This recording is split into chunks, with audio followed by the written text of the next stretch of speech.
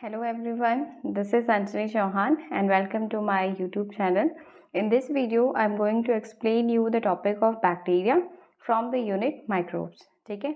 As you all know that microbes consist of two subtopics that are viruses and bacteria. वो दोनों ही बहुत important topic हैं, but इस video में मैं सिर्फ आपको overview of bacteria he explain करने वाली हूँ. Now, the main portion of bacteria is about the cell structure of bacteria. But in this video, I am going to explain you only the general characters of bacteria, discovery and classification. ठीक है? So let's start the video. So the very first slide of the video is about classification of organism. ठीक है? तो सबसे पहले जब हम classification पढ़ते हैं तो हमें एरिस्टोटल के बारे में पढ़ना होता है, बिकॉज आपका जो सबसे पहले जो किंगडम क्लासिफिकेशन स्टार्ट हुआ था तब स्टार्टिंग में आपका सिर्फ दो ही किंगडम क्लासिफिकेशन था और वो था आपका किंगडम एनिमेलिया और किंगडम प्लांटी. ठीक है? सो किंगडम एनिमेलिया और किंगडम प्लांटी ही क्यों सबसे पहले थे? बिकॉज जब आपका क्लासिफिकेशन स्टार्ट हो रहा था ऑर्गेनिज्म का उस समय भी मेनली आपका माइक्रोस्कोप डिस्कवर नहीं हुआ था. तो माइक्रोस्कोप डिस्कवर ना होने के कारण आपका जो मेनली हमारी आई साइड की जो विजन है उसमें जितने भी ऑर्गेनिज्म दिखाई दे रहे हैं सिर्फ उन्हीं का मेनली क्लासिफिकेशन हुआ था. तो उस समय सिर्फ आपके दो ही किंगडम क्लासिफिकेशन था. मेनली हमें या तो एनिमल्स दिखाई देते हैं, नेकेड आइज से हमें सिर्फ या तो एनिमल्स दिखाई देते हैं या तो प्लांट्स दिखाई देते हैं.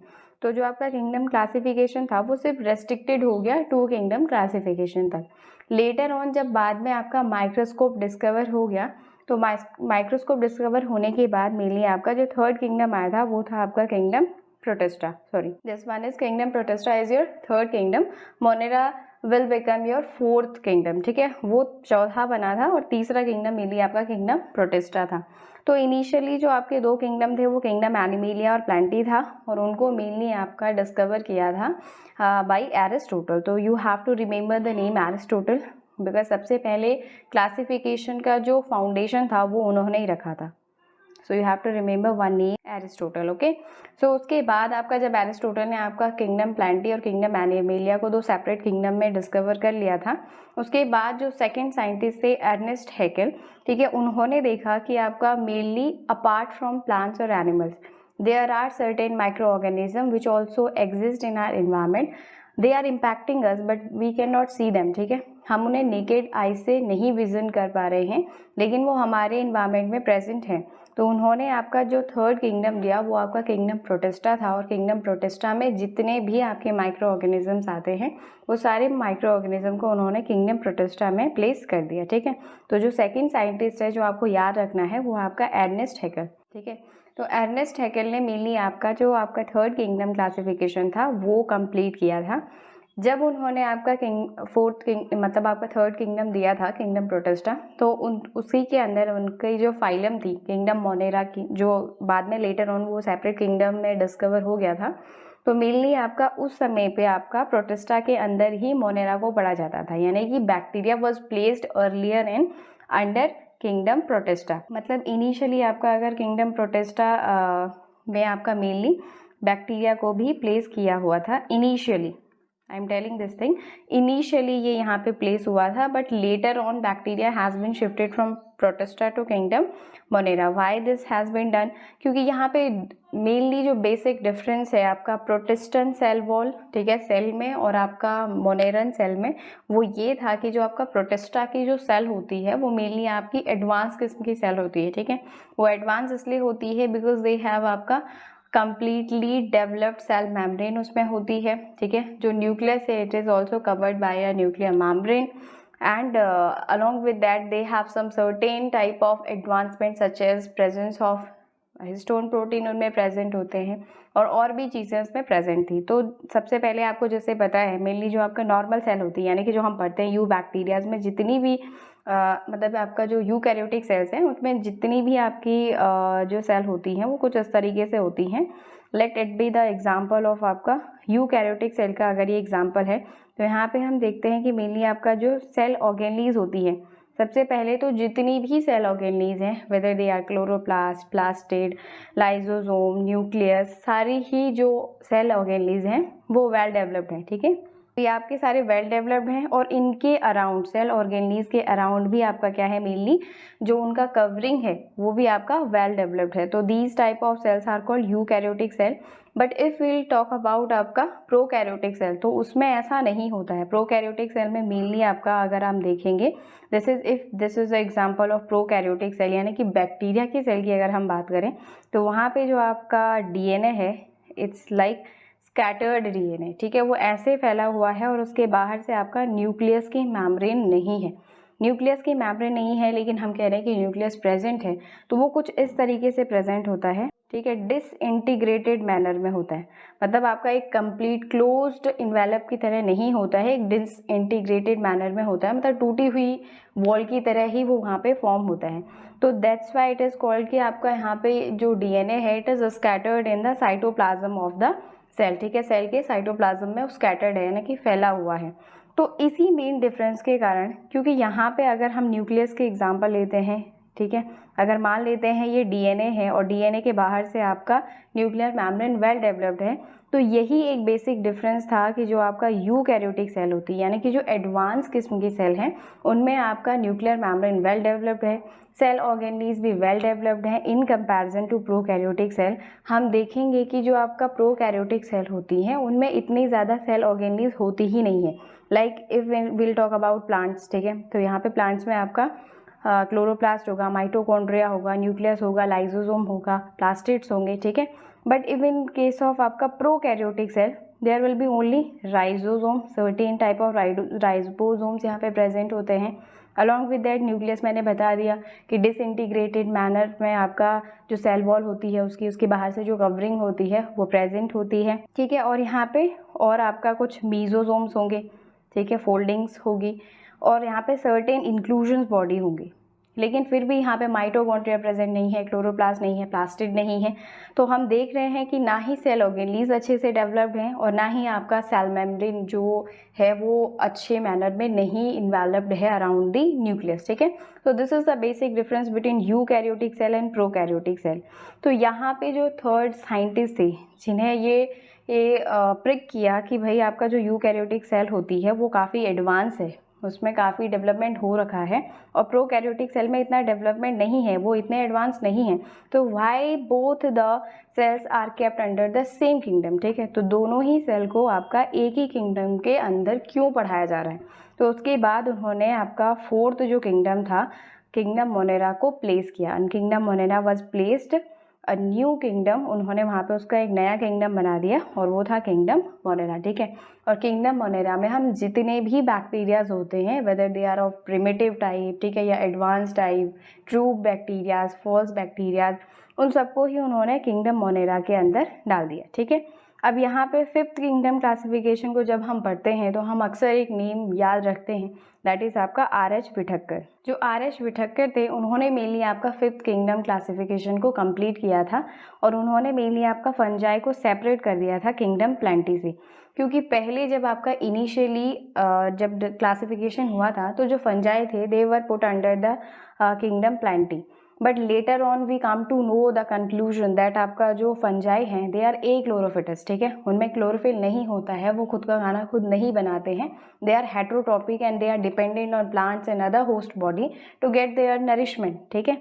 तो लेटर ऑन इसी कैरेक्टरिस्टिक फीचर्स के कारण मेनली जो फंजाई है the has been shifted from आपका kingdom Plantae to a new kingdom, ठीक है। सो यहाँ पे आपका जो 5 किंगडम क्लासिफिकेशन है वो मेनली कंप्लीट हो जाता है, और वो कंप्लीट होता है R.H. विठक्कर के प्रपोजल से, ठीक है। तो ये आपका 5 किंगडम क्लासिफिकेशन, और इसमें मेनली बैक्टीरिया का जो प्लेस है वो किंगडम मोनेरा में है। किंगडम मोनेरा में हर प्रकार के बैक्टीरिया होते हैं, चाहे वो डिजीज्ड हैं, नॉन डिजीज्ड हैं, बहुत प्रिमिटिव हैं, बहुत न्यूली एडवांस्ड हैं जो अभी अभी फॉर्म हो रहे हैं, हर तरीके के बैक्टीरियाज आपके किंगडम मोनेरा में के ही अंडर हम पढ़ते हैं। So there is a gist of आपका kingdom Monera that the kingdom consists of bacteria, all bacteria such as eubacteria, archaebacteria, mycoplasmas, etc.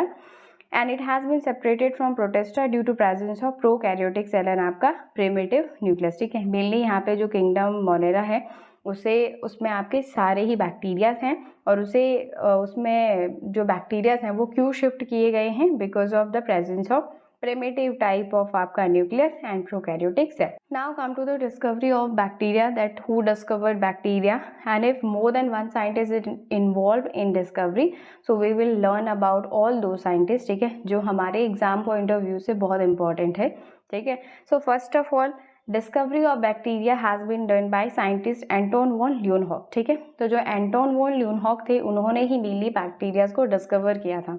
तो उन्होंने क्या किया, जब वो बैक्टीरियाज को डिस्कवर कर रहे थे तो उन्होंने एक एक्सपेरिमेंटल सेटअप पुट आउट किया था, ठीक है. और उस एक्सपेरिमेंटल सेटअप की ऑब्जर्वेशन से उन्हें पता चला कि देयर आर सर्टेन लिटिल एनिमल्क्यूल्स, ठीक है.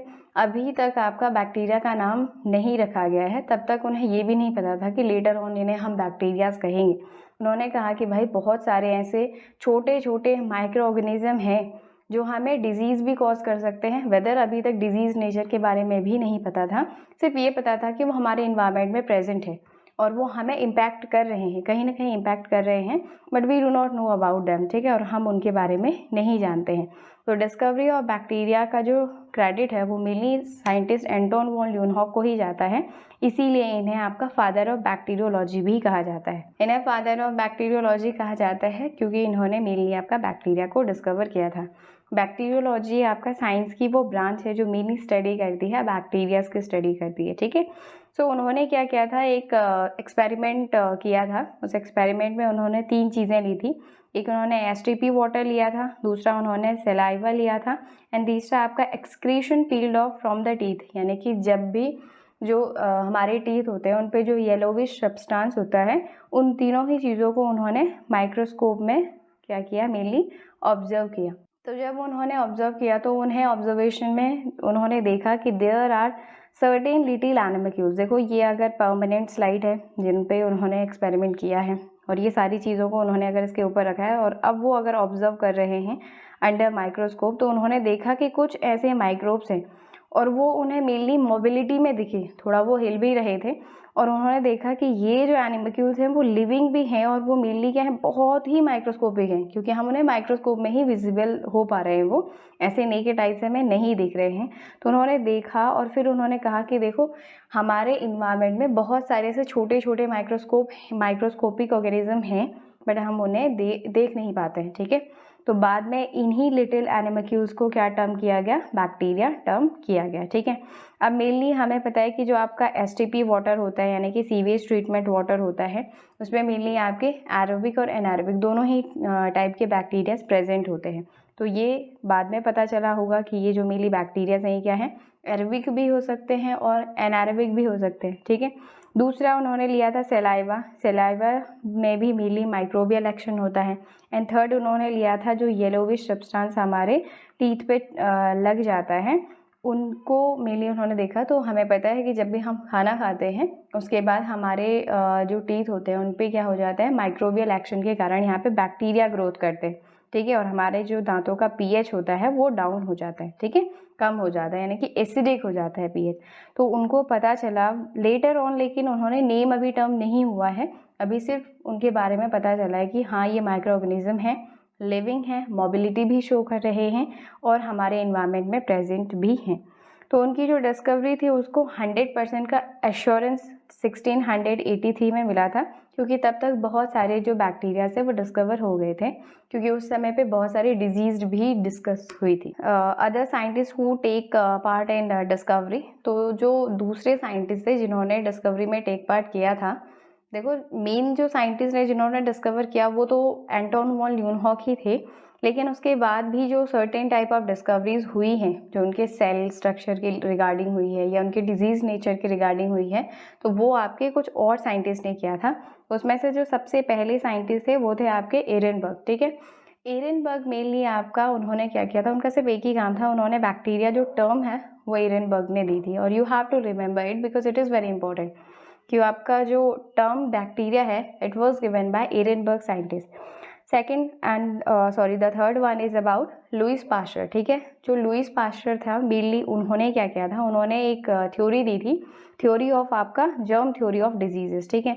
उनमें उन्होंने मेनली बताया था कि उन्होंने प्रूव किया था कि जो बैक्टीरियाज होते हैं जो कि इन्वायरमेंट में प्रेजेंट है और हम पे इम्पैक्ट डाल रहे हैं, और उन्होंने कहा कि इनका डिजीज्ड नेचर है, ये हमें डिजीज़ कॉज कर सकते हैं। और उन्होंने कहा कि ये डिजीज़ नेचर सिर्फ रेस्ट्रिक्टेड नहीं है to the human beings, but it can be fatal to the plants as well and the animals as well. तो उन्होंने इसी बारे में बात की थी, क्योंकि वो एक्सपेरिमेंट कर रहे थे आपका फर्मेंटेशन के ऊपर वो एक्सपेरिमेंट कर रहे थे।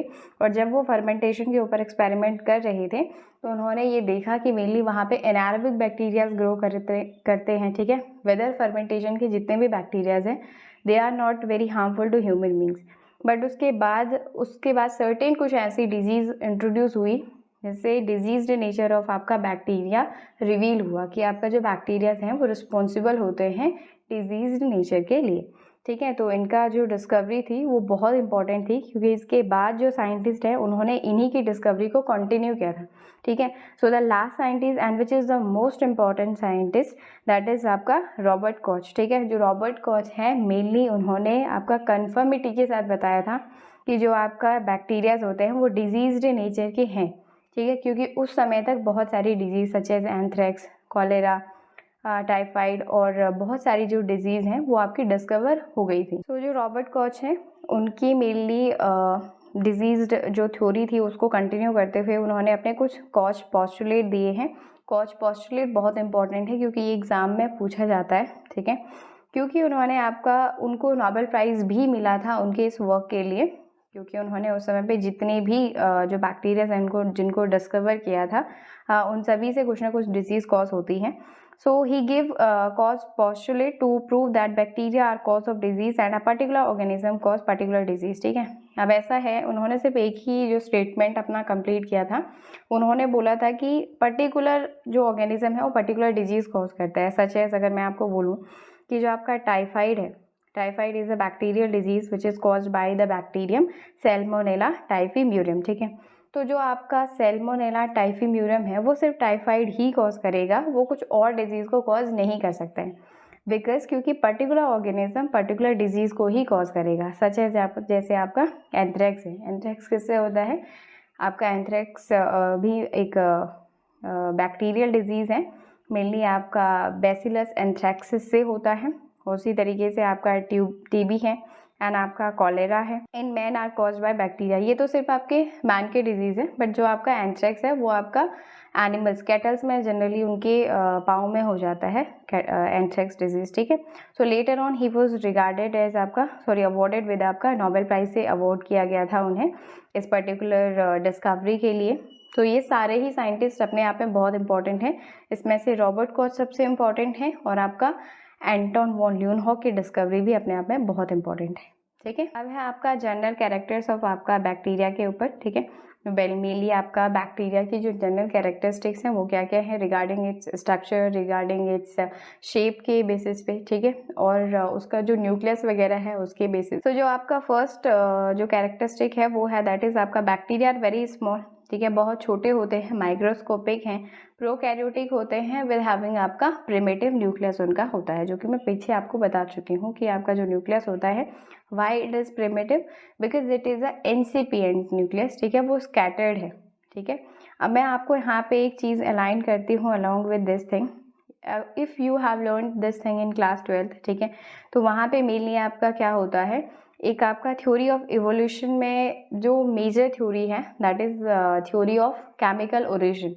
तो जो आपका थ्योरी ऑफ केमिकल ओरिजिन है वो ये सजेस्ट करती है कि जो हमारी अर्थ थी जब वो न्यूली बनी थी तो उसका जो टेम्परेचर था it was about 8000 degree Celsius to 10,000 degree Celsius. इतने ज़्यादा हाई टेम्परेचर में सिर्फ आपके बैक्टीरियाज ही ऐसे थे जो वहाँ पे ग्रो कर सकते थे, बाकी कोई भी लिविंग ऑर्गेनिज्म ग्रो नहीं कर सकता था, चाहे वो कितने भी आपका एडेप्टिव हो, कितने भी आपका इडेफिक नेचर के हों, लेकिन फिर भी वो इतने हाई टेम्परेचर में ग्रो नहीं कर सकते थे अपार्ट फ्रॉम बैक्टीरियाज ओनली, ठीक है, सिर्फ बैक्टीरिया ही ऐसे थे। तो इसीलिए इनका जो ओरिजिन है वो बहुत प्रिमिटिव है, इतना है कि मतलब आपका जो आपकी अर्थ बनी है वो तब से है, तो इसीलिए इनका जो सेल का स्ट्रक्चर है वो इतना प्रिमिटिव यानी कि इतना पुराना है, ठीक है। दैट्स वाई हम बार बार बोल रहे हैं कि जो बैक्टीरिया की सेल है वो प्रोकैरियोटिक है, प्रिमिटिव टाइप की है, न्यूक्लियस प्रिमिटिव है, ठीक है, because they show chemical origin को शो करते हैं, वो सबसे पहले उन्होंने ही आपका अर्थ में लिविंग नेचर को शो किया था, ठीक है। Second is about the distribution, that is the distribution of bacteria is cosmopolitan, ठीक है। कॉस्मोपॉलिटन का मतलब है कि वो आपका हर जगह प्रेजेंट होते हैं। अगर आप सॉयल में बोलो, एयर में बोलो, वाटर, ठीक है। So everywhere each bacteria can show the cosmopolitan nature, ठीक है। वो कॉस्मोपॉलिटन नेचर को शो करते हैं। दे शो वेरी इडाफिक नेचर, ठीक है। मतलब वो आपका सॉइल में प्रेजेंट होंगे, बहुत सॉल्टी जगह में प्रेजेंट होंगे, ठीक है। आपका स्नो में प्रेजेंट होते हैं बैक्टीरिया, मतलब हर ऐसी जगह में जहाँ पे हम सोचते भी नहीं हैं वहाँ पे भी आपके बैक्टीरिया प्रेजेंट होते हैं। So their distribution is cosmopolitan, they can occur everywhere, they are found in आपका स्नो एंड आपका hot water stream as well. अब अगर हम बात करते हैं शेप की बेसिस पे, तो शेप की बेसिस पे मेनली 4 टाइप के बैक्टीरियाज होते हैं। द फर्स्ट वन इज आपका स्पेरिकल बैक्टीरिया। देखो पहला जो होता है वो स्पेरिकल बैक्टीरिया होता है। हम शेप की बेसिस पे बैक्टीरिया बोल रहे हैं तो उसका मतलब उसका शेप कैसा होगा, स्पेरिकल होगा। इन बैक्टीरियाज को हम कोकस बैक्टीरियाज बोलते हैं। सिंस इनका जो स्ट्रक्चर है यानी कि जो इनकी शेप है वो कैसी है, ग्लोबुलर शेप है, तो हम इन्हें कोकस बैक्टीरियाज बोलते हैं। और इनका एग्जाम्पल स्ट्रेप्टोकोकस बैक्टीरिया है, स्टेफाइलोकोकस बैक्टीरिया है। यहाँ पे एक चीज़ नीचे जो लिखी हुई है कि आपका जो बैक्टीरियाज होते हैं वो मेनली आपका सिंगली भी अरेंज्ड होते हैं एंड आपका चेन में भी अरेंज होते हैं। तो मैं आपको इसी में उसे समझा देती हूँ। अगर हम बात करते हैं कि ये आपका सिंगली अरेंज्ड है तो ये आपका स्ट्रेप्टोकोकस बैक्टीरिया है, ठीक है। सिंगल, एक ही सेल दिखाई दे रही है, ठीक है, यानी कि एक ही बैक्टीरिया है। लेकिन मान लेते हैं अगर ये जो बैक्टीरियाज हैं आपका चेन लाइक स्ट्रक्चर को फॉर्म कर रहे हैं ग्लोबुलर, सारे सर्कुलर हैं, लेकिन सारे ही आपका मिलके आपका एक चेन लाइक स्ट्रक्चर को फॉर्म कर रहे हैं। ऐसे स्ट्रक्चर्स को हम मेनली क्या बोलते हैं, आपका चेन फॉर्म ऑफ आपका बैक्टीरिया कहते हैं। और ऐसे स्ट्रक्चर्स का एग्जांपल आप स्टेफाइलोकोकस बैक्टीरिया, स्ट्रेप्टोकोकस बैक्टीरिया हम इन्हें कहते हैं। देखो सिंस अगर हम एक ही सर्कुलर स्ट्रक्चर की बात करेंगे तो ये आपका मोनोकोकस बैक्टीरिया है। If we are terming about 2 to 3 then it is called आपका staphylococcus. But if more than आपका 2 to 3 तो आपका इफ़ 2 to 3 है तो आपका स्ट्रेप्टोकोकस, एंड मोर देन आपका 3 या बहुत लंबी चेन है तो स्टेफाइलोकोकस बैक्टीरिया, ठीक है। तो शेप की बेसिस पे पहला आपका हो गया कोकस बैक्टीरिया यानी कि आपका स्फेरिकल बैक्टीरिया हो गया। अब सेकंड जो है आपका वो इलोंगेटेड शेप वाली जो होती है जिसे हम रॉड शेप बैक्टीरिया कहते हैं, रॉड शेप बैसिलस बैक्टीरिया। जैसे मैंने अभी आपको एक एग्जांपल दिया था एंथ्रेक्स का, एंथ्रेक्स इज कॉज बाय आपका बैसिलस एंथ्रेक्सिस से। सो बैसिलस एंथ्रेक्सिस से ये मेनली कॉज होता है। तो ये भी आपका एक रॉड शेप का बैक्टीरिया है। शेप कैसी होगी, लाइक आपका ऐसे लंबी सी शेप होगी जैसे आपका स्टेम होती है प्लांट्स की, ठीक है, उसी तरीके की इसकी शेप होगी। और शेप के बेसिस पे हम इसे बैसिलस बैक्टीरिया बोलते हैं। The third one is about आपका कॉमा शेप बैक्टीरिया, ठीक है। तो कॉमा शेप बैक्टीरिया की बहुत ही जैसे कॉमा का स्ट्रक्चर होता है ऐसे like this type of bacteria they are, ठीक है। और इसका एग्जाम्पल आप कॉलेरा का जो बैक्टीरिया होता है वाइब्रियो कॉलेरी, वो इसका एग्जाम्पल है, ठीक है। The last one is missed here, that is आपका स्पिरिलियम बैक्टीरिया है। उनमें मेनली क्या होता है, बॉडी आपकी कोकस स्ट्रक्चर जैसी ही होती है, लेकिन इस स्ट्रक्चर में मेनली आपका स्पाइरेला प्रेजेंट होता है at the end of the body like this type of, ठीक है। ये आपको दिखाई दे रहा है कुछ ऐसे स्ट्रक्चर्स हैं, ऐसे हेयर लाइक स्ट्रक्चर्स हैं और बॉडी के एंड पे प्रेजेंट हैं। तो ये आपका मेनली कौन से बैक्टीरियाज होते हैं, स्पिरिलियम बैक्टीरियाज होते हैं, ठीक है। अब यहाँ पे बात कर रहे हैं कि बैक्टीरियाज है आपका rigid cell wall composed of आपका पेप्टाइडोग्लाइकन, ठीक है। जो बैक्टीरिया की सेल वॉल होती है वो मेनली किससे बनी हुई होती है, पेप्टाइडोग्लाइकन की। वी ऑल नो कि आपका जो सेल वॉल होती है of different organism is made from different material, ठीक है। सच एज जैसे हम ह्यूमन बींग्स की बात करें तो सेल्यूलोज से बनी होती है। जैसे आपका फंजाई की बात करें वो काइटिन की बनी होती है। प्लांट्स में सेल्यूलोज, हेमी सेल्यूलोज, इन सब चीज़ों से बनी होती है। तो उसी तरीके से जो बैक्टीरियाज हैं उनकी जो ये सेल है, if it is this is the example of आपका, अगर सेल का एग्जांपल है तो उसके बाहर से जो कवरिंग होगी ना, सेल वॉल के बाहर से जो कवरिंग होगी वो पेप्टाइडोग्लाइकन की होगी, ठीक है। The last one is about some bacteria have characteristics of movement by आपका प्रेजेंस ऑफ फ्लैजिला। देखो मैं इसे सेकेंड वीडियो में भी ज़्यादा अच्छे से डिस्कस करूँगी, बिकॉज आपका जो मेनली बैक्टीरियाज होते हैं उनमें 3 स्ट्रक्चर्स होते हैं, दैट इज़ आपका फ्लैजिला, पिलाई एंड फिम्ब्रिए। इन तीनों का ही अलग अलग काम है, लेकिन मैं आपको बता देती हूँ फ्लैजिला कुछ हेयर लाइक स्ट्रक्चर्स होते हैं। जैसे आपका यहाँ पे स्पिरिलियम बैक्टीरिया है, उसी तरीके से जो आपका फ्लैजिला होता है वो भी आपका हेयर लाइक स्ट्रक्चर होता है, बॉडी के एंड्स पे ही रहता है और मेनली हेल्प करता है मोबिलिटी में। इससे वो मेनली क्या कर लेते हैं, मोबिलिटी इसे प्रोवाइड करते हैं। मोबिलिटी मीन्स मूवमेंट में हेल्प करते हैं, ठीक है।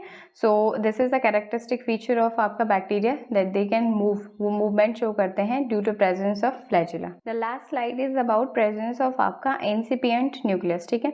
So presence of incipient nucleus का मतलब ही आपका स्कैटर्ड न्यूक्लियस है, जो कि मेनली आपके उनके पूरे साइटोप्लाज्म में स्कैटर्ड रहता है। In bacterial cell wall defined nucleus is not found, ठीक है। यानी कि बैक्टीरिया की जो सेल है उसमें मेनली वेल डिफाइंड न्यूक्लियस नहीं प्रेजेंट होता है। वेल डिफाइंड न्यूक्लियस क्यों नहीं प्रेजेंट है? क्योंकि यूकैरियोटिक सेल में आपका जो न्यूक्लियस है, like if this is DNA of a particular micro organism, so आपका जो यूकैरियोटिक सेल है उसमें मेनली आपका जो सेल होती है इसके बाहर से जो न्यूक्लियस की मेम्ब्रेन होती है, दिस इज न्यूक्लियर मेम्ब्रेन, ये कंप्लीटली क्या करती है, इनक्लोज करती है डीएनए को। लेकिन आपका बैक्टीरिया सेल में ऐसा कुछ प्रेजेंट नहीं होता। This nuclear membrane is absent in आपका बैक्टीरियल सेल। सो हियर जैसे यहाँ पे लिखा है कि जो आपका न्यूक्लियस होता है वो वेल डिफाइंड नहीं होता है। The nucleus does not have any nuclear membrane, any nucleolus and chromosome like a typical eukaryotic cell. यानी कि अगर हम कंपेरेटिवली बात करते हैं विद द यूकैरियोटिक सेल, तो यहाँ पे जो आपका मेनली डीएनए है यानी कि जेनेटिक मटेरियल है वो आपका क्या रहता है, स्कैटर्ड रहता है, ओपन रहता है, and there is no closing around the DNA, ठीक है। And here the one thing is very important, that is about histone protein. यहाँ पे आपका जो हिस्टोन प्रोटीन के बारे में लिखा है कि जो आपका हिस्टोन प्रोटीन होता है वो यहाँ पे प्रेजेंट नहीं होता है। तो I explain it to you कि what are the function of histone protein in आपका डीएनए अटैचमेंट। देखो जो हमारा न्यूक्लियस होता है उसका जो साइज होता है इट्स अप टू आपका 10⁵ नैनोमीटर। इट्स वेरी स्मॉल, बहुत छोटा है, ठीक है। हमारी जो सेल्स होती है वो ही माइक्रोस्कोपिक है। उसके बाद उसके अंदर एक न्यूक्लियस है यानी कि सेल की भी सेल ऑर्गेनली है, तो वो बहुत छोटी है, ठीक है। और इतने से छोटे से सेल में हमारा जो डीएनए होता है उसकी जो साइज होता है, उसका जो लेंथ होती है, it's up to 2 metre. How can it be possible कि इतनी छोटी जगह में हम इतना बड़ा थ्रेड क्या करें, रख सकें। इसके लिए हम क्या करते हैं, मेनली जब भी हमें कोई बड़ी चीज को बहुत छोटी जगह पे रखना होता है तो what we have to do, we have to compress it, ठीक है। हमें क्या करना पड़ता है, कंप्रेस करना पड़ता है। तो इसके लिए मेनली हम क्या करते हैं, डीएनए को कंप्रेस करते हैं लाइक दिस टाइप ऑफ, ठीक है। This is the compression of DNA such that वो एक छोटी सी जगह में आ जाए। लाइक स्प्रिंग जैसे आपने देखा होगा, स्प्रिंग को कंप्रेस करते हैं तो वो छोटी जगह में आ जाता है, हम उसे एक्सपेंड करते हैं तो वो थोड़ा स्पेस बड़ा ले लेता है। तो we have to compress it because we do not have that much space to उसको रखने के लिए इतना स्पेस नहीं है हमारे पास। तो जो आपका डीएनए है वो 2 मीटर का होता है और लेंथ इतनी छोटी है जहाँ पे हमें उसे रखना है, तो हमें उसे कंप्रेस करना पड़ता है। और कंप्रेस करने में जो आपके हिस्टोन प्रोटीन होते हैं वो मेनली यहाँ पे क्लैंप का काम करते हैं। उसे यहाँ पे पकड़ेंगे, फिर यहाँ पे अटैच करके रखेंगे। अटैच करने का मतलब है सच दैट वो दोबारा खुले नहीं, ठीक है, क्योंकि वो खुलेगा तो उससे बैक्टीरिया की डेथ हो जाएगी, ठीक है। तो ये काम मेनली किसका होता है, हिस्टोन प्रोटीन का होता है। और ऐसे हिस्टोन प्रोटीन आपके मेनली इसमें प्रेजेंट नहीं होते हैं। किसमें प्रेजेंट नहीं है, बैक्टीरियल सेल में प्रेजेंट नहीं है, क्योंकि उनका जो न्यूक्लियस है वो आपका स्कैटर्ड, ठीक है। In bacterial cell in the centre of cytoplasm there is a clear portion called nucleoid. और उनका जो ये पोर्शन है ना, सेंटर ऑफ द सेल, इसको मेनली वो न्यूक्लियोइड बोलते हैं। जबकि आपका यूकैरियोटिक सेल में इसको हम न्यूक्लियोसोम बोलते हैं। So this is nucleoid portion of आपका बैक्टीरिया। ये वाला जो पोर्शन है ये न्यूक्लियोइड पोर्शन है। In nucleoid along ringed DNA filament folded at some places, ठीक है। तो यहाँ पे मेनली आपका जो डीएनए फिलामेंट है वो रिंग शेप में है, ठीक है, एंड आपका फोल्डेड एट सम प्लेसेस। और वो फोल्ड तो हो गई, ठीक है, क्योंकि जो आपका डीएनए होता है वो आपका उसका डबल हेलिकल स्ट्रक्चर होता है। उसके बाद आपका पास जो थर्ड जो पॉइंट है, it is about in bacteria protoplasm is either granular और in the form of transparent fluid. जो बैक्टीरिया होते हैं उनमें मेनली जो प्रोटोप्लाज्म है या तो ग्रैनुलर है या तो ट्रांसपेरेंट फ्लूइड होता है। अब हम जब हम मेनली आपका structure of cell of bacteria को पढ़ेंगे ज़्यादा अच्छे से, तो हम वहाँ पे पढ़ेंगे कि आपका जो बैक्टीरिया की सेल होती है, मान लेते हैं अगर ये बैक्टीरिया की सेल है, तो बैक्टीरिया की सेल में कुछ ऐसे बॉडीज़ होते हैं जिन्हें हम इंक्लूजन बॉडीज़ बोलते हैं। इंक्लूजन बॉडी का एक ही फंक्शन है, वो है मेनली आपका स्टोरेज ऑफ फूड में, ठीक है। ये क्या करते हैं, आपका स्टोरेज करने का काम करते हैं। तो स्टोरेज का मतलब, इसका मतलब इनमें क्या होता है, कुछ चीज़ें प्रेजेंट हैं तो इसमें कुछ ग्रैन्यूल्स प्रेजेंट होते हैं। हो सकते हैं वो फूड ग्रैन्यूल हो, ठीक है, तो फूड वैक्यूल भी हम इन्हें कह सकते हैं, ठीक है। तो बैक्टीरिया की जो सेल है मेनली वो कंसिस्ट करती है कुछ इंक्लूजन बॉडीज़ को, तो इसलिए उनकी जो सेल का जो साइटोप्लाज्म है हो सकता है वो ग्रैनुलर हो जाए, हो सकता है वो ट्रांसपेरेंट फ्लूइड भी हो सकता है, बट इन सम एग्जाम्पल्स ये आपका क्या होता है मेनली थोड़ा आपका विस्कस और कह सकते हैं ग्रैनुलर आपका फ्लूइड हो जाता है। Glycogen, fats and volutin body, जैसे यहाँ पे लिखा ही है कि आपका glycogen, fat and volutin granules are also present in the protoplasm, क्योंकि ये आपके उनके फूड वैक्यूल्स है, इन्हीं से वो अपना क्या करेगा, फूड को लेगा। The last one is about bacteria generally reproduce by vegetative and asexual methods, in some bacteria reproduction done by conjugation, ठीक है। सिंस इसमें आपका सेक्सुअल रिप्रोडक्शन नहीं प्रोफाउंडली नहीं मिलता है, यहाँ पे आपका मेनली जो रिप्रोडक्शन होता है इट्स अबाउट कॉन्जुगेशन, ठीक है, कॉन्जुगेशन होता है और उसके लिए ये मेनली किसका हेल्प करते हैं, पिलाई का यूज़ करते हैं। पिलाई से ब्रिज फॉर्मेशन करते हैं और आपका ट्रांसफ़र करते हैं genetic material from one bacterial cell to another bacterial cell. Will discuss it in the later video. So it's all about the today's video. Thank you to all of you for visiting my channel and watching my video. Thank you.